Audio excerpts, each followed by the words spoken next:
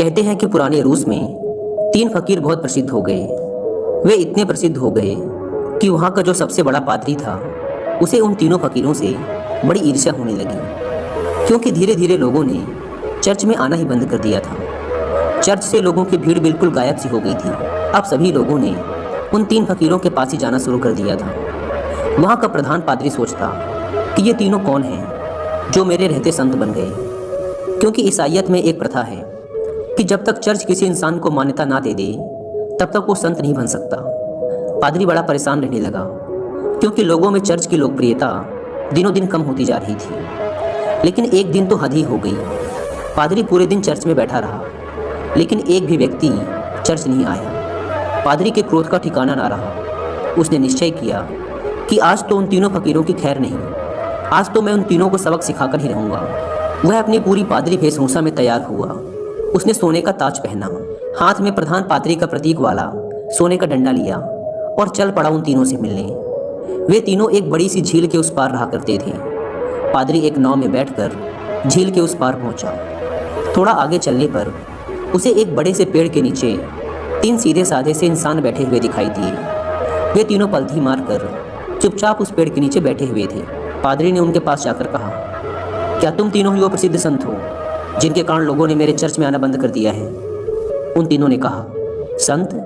अरे नहीं नहीं, हम किस बात के संत? हम संत बनने के लायक नहीं हैं। ये तो यहाँ के लोग कहते हैं कि हम तीनों संत हैं। पता नहीं किसने ये झूठी अफवाह फैला दी, जिसे सुनकर लोगों की भीड़ यहाँ आती है। हम तो रोज़ ही इन्हें मना करते हैं कि यहाँ मत आया करो, लेकिन हम जितना मना करते हैं भीड़ उतनी ही बढ़ती जा रही है। हम इस भीड़ से परेशान हो चुके हैं। ये भीड़ भाड़ हमें रुचती नहीं। हम तो एकांत में ही रहना चाहते हैं। अच्छा हुआ आप आ गए। अब आप ही बचाइए हमें इस भीड़ से। यह सुन वह पादरी तो खुशी से फूला न समाया। सोचने लगा, ये तो बड़े ही भोले लोग निकले। खटिया खड़ी कर दूंगा इन तीनों की। आज तो इन तीनों को लाइन में लगाकर ही जाऊंगा। पादरी ने पूछा, लेकिन तुम तीनों करते क्या हो? उन्होंने कहा, कुछ नहीं, बस इस पेड़ के नीचे बैठकर ईश्वर की प्रार्थना करते हैं। पादरी ने पूछा, बाइबल कहाँ है? उन तीनों ने अपना सिर नीचे झुका लिया। पादरी ने पूछा, क्या हुआ? उन्होंने कहा, अब क्या बताएं आपसे, हम तीनों ही अनपढ़ हैं, हमें पढ़ना नहीं आता। बाइबल रखकर भी क्या करेंगे? यह सुनकर तो वह पादरी और भी खुश हुआ। सोचने लगा, अनपढ़ हैं फिर भी इतने सारे लोगों को बेवकूफ़ बना रखा है। इनकी तो मैं मटिया मेट कर डालूंगा, पूरे शहर के सामने इनकी बेइज्जती करूंगा। पादरी ने पूछा, फिर तुम लोग प्रार्थना कैसे करते हो? चर्च की प्रार्थना तो तुम्हें याद होगी ना? यह सुन उन तीनों ने फिर से अपना सिर नीचे झुका लिया। पादरी ने पूछा, अब क्या हुआ? तुम लोगों ने फिर से अपना सिर नीचे क्यों झुका लिया? उन्होंने कहा, क्या बताएं, बड़ी लज्जा आ रही है आपसे बताते हुए कि हमें प्रार्थना भी नहीं आती। पादरी ने आश्चर्य से कहा, क्या तुम्हें प्रार्थना भी नहीं आती? उन तीनों ने नाम में अपना सिर हिला दिया। पादरी ने कहा, फिर तुम तीनों प्रार्थना करते कैसे हो? उन्होंने कहा, आपके चर्च की प्रार्थना तो बड़ी लंबी चौड़ी है, हम अनपढ़ गवारों को याद ही ना हो पाई, और फिर गलत पढ़ने का कोई मतलब भी नहीं है। इसलिए बहुत सोचने के बाद, बहुत गणित भिड़ाने के बाद हमने अपनी खुद की एक प्रार्थना बना ली। यह सुन पादरी जोर से चिल्लाया, क्या तुमने अपनी खुद की प्रार्थना बना ली? प्रार्थना तो सर्वमान्य होती है, शास्त्रों में लिखी होती है, हजारों हजारों साल पुरानी होती है। जीसस को तो प्रार्थना खुद परमात्मा ने सिखाई थी, लेकिन तुम लोगों ने अपनी खुद की प्रार्थना बना ली। उन्होंने कहा, हमसे बहुत बड़ी गलती हो गई, हमें माफ़ करें। हम अनपढ़ गंवार इंसान, हमें कुछ नहीं पता। अब आप हमें जो प्रार्थना सिखाएंगे हम वही प्रार्थना आज से करेंगे।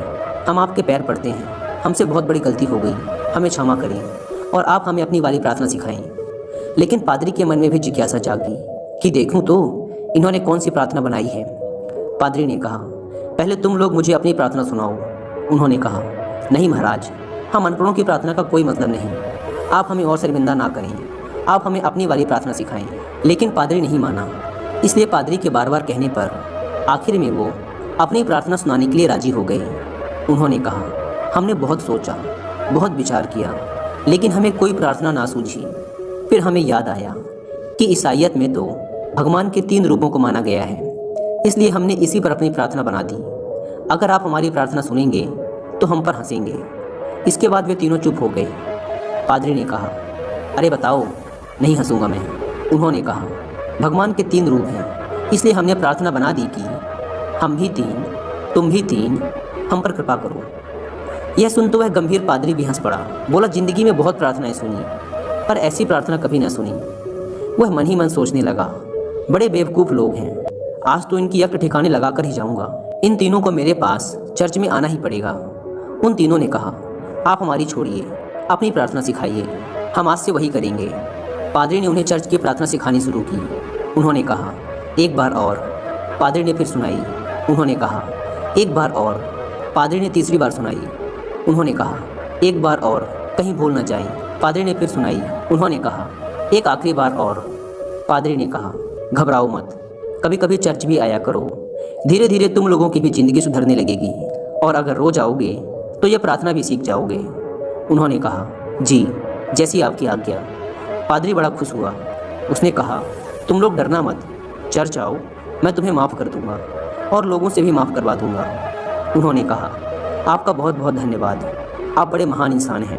पादरी ने सोचा, चलो एक झंझट छूटी, इन मूर्खों को तो लाइन पे ले आया। वह अपनी नाव पर बैठकर वापस जाने लगा। नाव अभी झील के बीचों बीच पहुंची ही थी कि पीछे से कुछ लोगों के चिल्लाने की आवाज़ आई।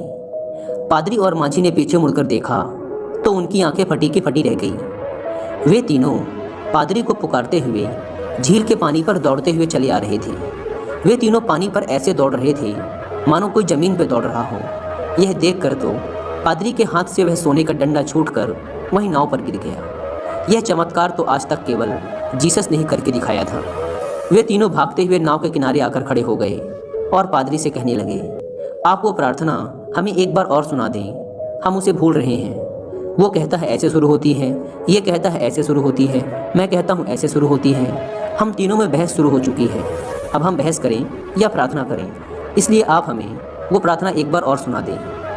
पादरी ने तो झुककर उनके पैर ही पकड़ लिए और कहने लगा, अब तक जो भी बताया है, जो कुछ भी कहा है, सब कुछ भूल जाओ। तुम्हारी प्रार्थना जीती और मेरी हारी। तुम्हारी प्रार्थना ही श्रेष्ठ है। श्रेष्ठ है क्योंकि वह सुन ली गई है, और सच तो ये है कि अब से मैं भी तुम्हारी वाली ही प्रार्थना करूँगा। गलती तो मुझसे हुई है जो मैंने तुम्हारी प्रार्थना को कम समझा, जबकि कमी तो मेरी श्रद्धा, मेरी आस्था में थी, कमज़ोर तो मेरी प्रार्थना थी। इसलिए आप लोग मुझे क्षमा करें, बड़ा उपकार होगा। वे तीनों फ़कीर बोलते रहे कि आप एक बार हमें अपनी वाली प्रार्थना और सुना दें, लेकिन वह पादरी चुपचाप अपना सिर नीचे झुकाए वहाँ से चला गया। लियो टॉल्स्टॉय की यह कहानी हमें सिखाती है कि ये जरूरी नहीं कि हमारे द्वारा की गई प्रार्थना शास्त्रों से ही ली गई हो, वो बहुत प्राचीन ही होनी चाहिए, लाखों लाखों लोगों द्वारा मान्यता प्राप्त होनी चाहिए। अगर हमारी प्रार्थना सच्ची है, सच्चे मन से की गई है, तो वो परमात्मा के द्वारा जरूर सुनी जाएगी, फिर चाहे वो 2 शब्दों की साधारण सी ही प्रार्थना क्यों ना हो। उन 3 साधुओं की कहानी से सीखने को तो हमें यही मिलता है कि हम चाहे कुछ भी करें, लेकिन उसे दिखावे के उद्देश्य से ना करें। हम जब भी किसी काम को करें तो हमारी पूरी आत्मा उस काम में उतर जानी चाहिए, उस काम के प्रति हमारा पूरा समर्पण होना चाहिए। अगर हम हर काम को इसी तल्लीनता के साथ कर पाए तो हर काम में हमारी सफलता निश्चित है, जैसे कि उन 3 साधुओं के साथ हुआ था। उन्होंने अपनी प्रार्थना को इतने समर्पण भाव के साथ किया था कि प्रार्थना उन्होंने नहीं, उनकी आत्मा ने की थी। फिर उनकी प्रार्थना इतनी सच्ची हो गई कि ईश्वर भी उनकी प्रार्थना को सुने बिना ना रह सका।